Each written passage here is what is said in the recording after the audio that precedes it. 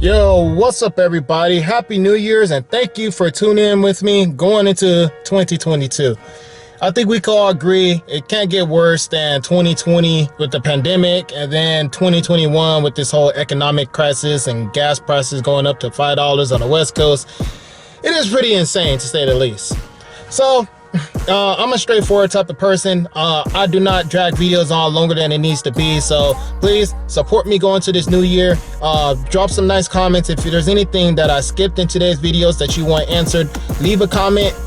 YouTube, fair warning, YouTube does not let me know every time somebody does drop a comment, so if I accidentally glance over your comment, feel free to drop that same comment more than once. Eventually I will see it and get back to you. I wanted to answer questions that I keep getting asked on TikTok. I get asked this on Instagram. I get asked this on YouTube.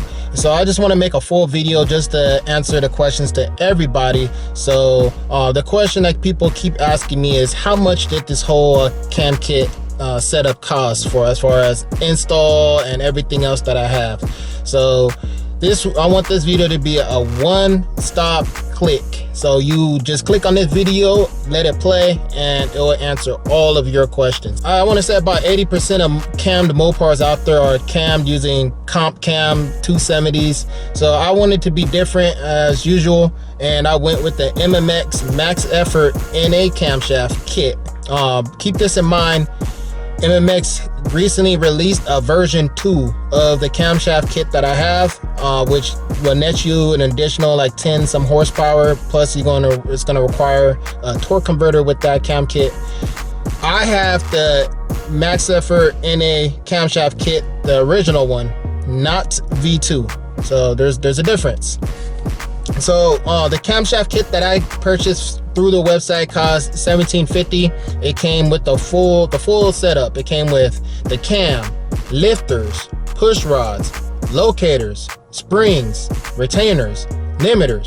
So it pretty much made it really easy and convenient for people that doesn't know what exactly you need to get with the camshaft kit. It pretty much spelled it out for you and laid down the foundation just for you to just click and buy. So I took the easy route and I bought the whole camshaft kit instead of buying individual pieces. The secondary questions that people have: how much did it cost for the shops to install it? It will be different between what I got quoted at and what you will be quoted at, and let me explain why. So I already had supporting mods such as long tube headers. I already had supporting mods such as Midpipes. Those are little things that you're gonna have to take into account as far as labor time, additional parts that you may have to buy that I did not have to buy. Like I said, the price that I got quoted will be different than the price you will get quoted, because I obviously had less stuff that I had to take care of. And the price that I had was 2021 rates, and now it's 2022. So I know a lot of shops raised their prices in 2022 because, you know, market, the supply and demand, suppliers are really low, so prices on supplies are going up, inflation, labor charge, everything. So the prices that I got is different than the prices you will get in 2022. So I took my Scatpack to a shop down there in Los Angeles. It's a shop called Fullblown Performance. So I did my research. I went to the websites. They have a whole, I think it's called a stage 2 MOPAR kit for Scatpacks, where they'll throw in cam, Midpipes, GLT cold air intake, and a few other things. And for me, I was like, okay, well, this shop does MOPARs. 2, this shop is pretty reputable. A couple of my homies already went through Fullblown Performance and said some good things about them in the past. 3, customer service is really good. They're one of the few shops that you could call and they'll actually pick up the phone. That, in my opinion, goes a long way, because if you're willing to spend thousands of dollars to get a camshaft kit put in and do other things to your car, I think the least the shop could do is reply to you. And that's what I want. The good thing I gotta say about Fullblown Performance is they reply to people and their communication is really good. So they quoted me at $3,000 to get the cam kit put in, and that also included a full dyno tune. So I thought that was actually a pretty decent price. I want to emphasize this part here, is to go to a reputable shop and go to a reputable experienced tuner when getting a cam put in your car. All Alright, so one of the major facts that people don't think about when they go with cam. So he has a beautifully built and built right cam charger. Alright, I actually had a 2013 SRT8 charger that had the 392 in it as well, and I ended up going with a Comp 270 cam on that. I did everything on it, heads, brand new motor, the whole nine.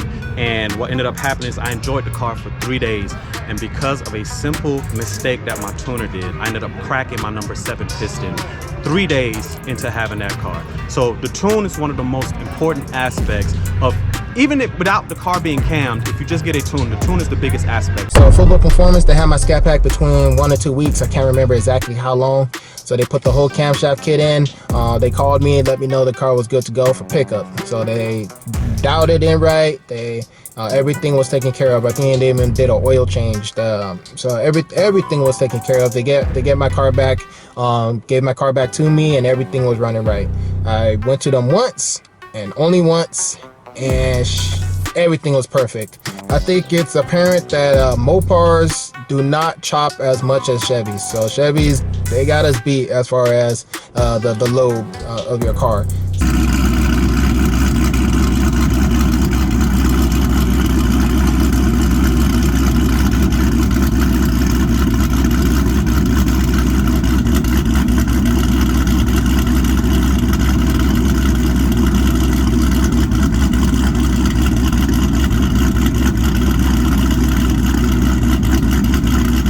Probably one day I'll probably take my car back to them to see if at idle, if they could drop the RPMs to make it load a little bit more aggressive. I don't know if that's an actual thing. So if it is, I'll try it. Talk about dynos. There are actually 3 different types of dynos out there. There's that I know of. There's the Mustang dyno, which gives you more realistic numbers, which shows pretty much low numbers because they, like I said, it's more realistic, it's more detailed. I think it's really a perfect dyno.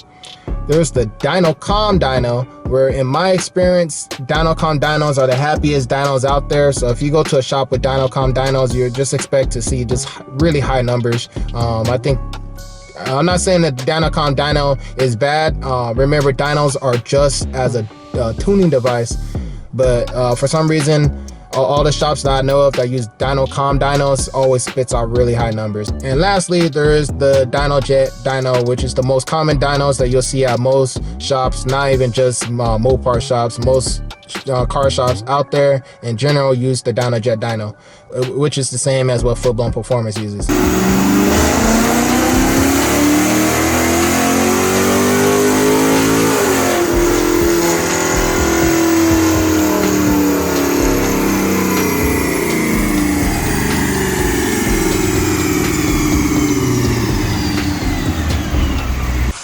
Now, regarding dyno results, people always get bent on what's the peak horsepower numbers. In my opinion, actually, it's a fact. Peak horsepower numbers don't really matter.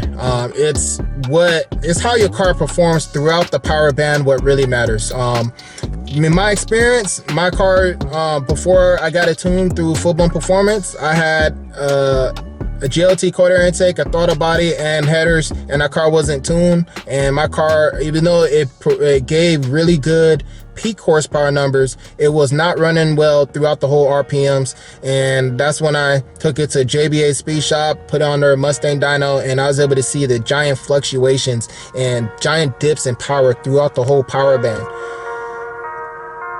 So I want to reiterate, peak horsepower numbers don't really matter. That's pretty much used as bragging rights and a sales gimmick. What you want to focus on is how well does your car perform throughout the power band, and that's pretty much taken care of with a good tune. So even though at the time my car has 473 horsepower and 476 pound-feet of torque at the wheel, it performed well throughout the whole power band. And as he said, 91 is more power E85. I'm on E85 now, and it is a night and day difference between how the car performed back then and what it does now. So my E85 results, sorry, that's a secret. So just letting you guys know, it is night and day difference. E85 really does work. So if you guys do have any more questions that I forgot to answer, make sure you drop some comments. I will get to you. Thanks for tuning in today's video. 2022 is going to be a blast. I got a lot of amazing, exciting content coming on the way.